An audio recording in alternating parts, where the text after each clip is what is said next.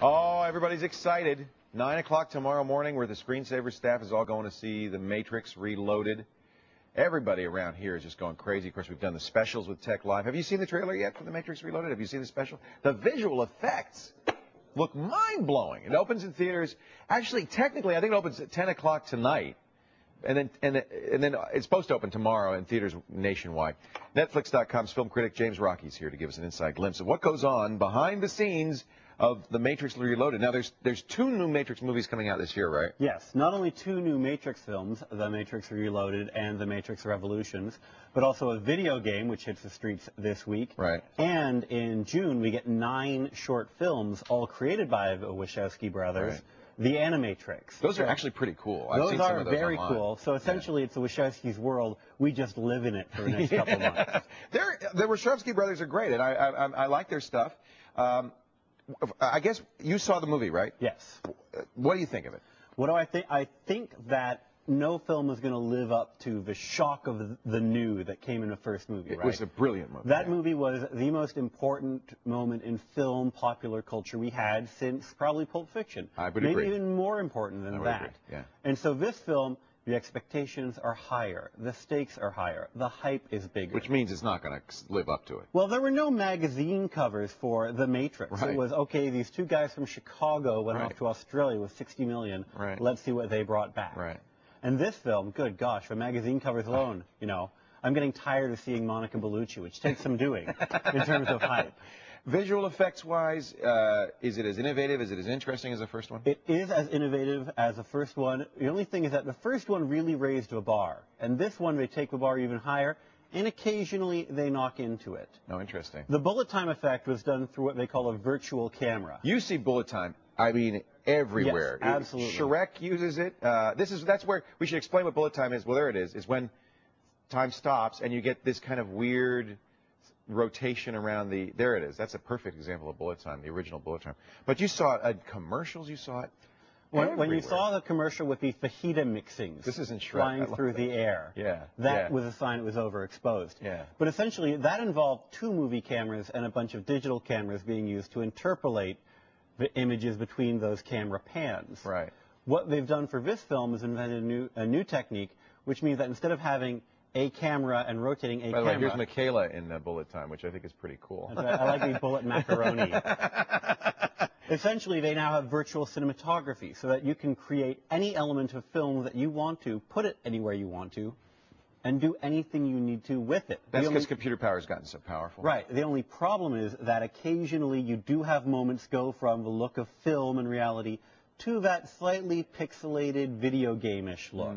You know, a friend of mine has an axiom that special effects are great for telling where the state of the art isn't. Right. Because they always push it that little bit more. Now, that said, the 1 or 2 moments where, you know, the effects don't quite work are just bits of jetsam in a sea of visual invention. This is actually behind-the-scenes footage of them getting ready for that amazing scene where he's fighting all of the Agent Smiths. And you'll notice that all those stunt doubles look vaguely similar. In the film, they all look like actor Hugo Weaving, an example of that virtual cinematography we were talking about earlier. Well, but they actually did have real actors, which surprises me. I thought they would just kind of multiply, many, many times. They didn't do that. It's probably easier to just map his face onto other people's bodies, and also it's better for the fight choreography, which, as in the first film, is excellent. It does look pretty cool, I have to say. That is one of the highlights of the movie. That's one of the highlights of the film. Yeah. The fact of the matter is, this is a second movie. It's between the big beginning and the big finish, and it moves things along much in the same way that, say, The Empire Strikes Back did. Things get a little broader, things get a little bigger, but they are moving towards a conclusion. New characters. We've got those twins, right? Those ghost-like twins.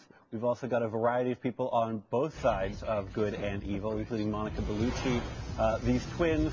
This is actually interesting. The first film ripped off everything from Hong Kong action to Victorian literature, and this film brings in new influences like European folklore, classic European horror films, Shakespearean power struggles. I mean, if the old joke is that talent borrows and genius steals, then the Wachowskis are the biggest geniuses we've had. But they're not just clever shoplifters. This is a movie with a lot of heart, and a lot of passion in it as well. They're really amazing, talented guys. The thing that got the most press, of course, was that freeway chase scene where they took over the freeway. What's the story behind that? They actually built a loop of freeway in Alameda. Wow. And if you look, you can see that they incorporate everything from real stunt work to digital effects for a 14-minute long highway chase sequence. The equivalent of, say, the end of Raiders of the Lost Ark or the end of The Road Warrior. Yeah.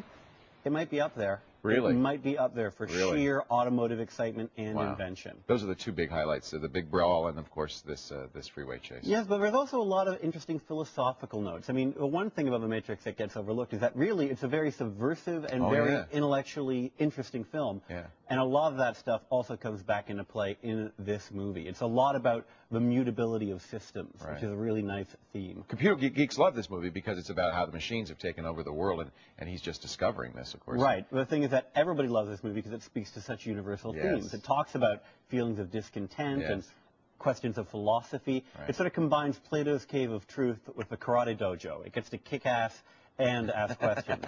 Well, are we mistaken? I got 25 tickets. We're all going tomorrow morning. Is it worth seeing? It's very much worth your while, but you are going to be at the edge of your seat salivating until November, where you can see everything come to conclusion. The final thing. Did they do both films at the same time?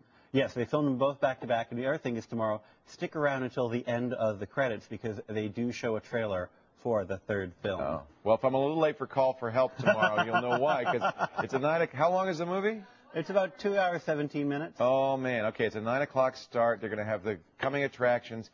Yeah, I might be a little late for the show. I refuse all responsibility. I should have told you that. I shouldn't have told you that. No, I have to stay now, George.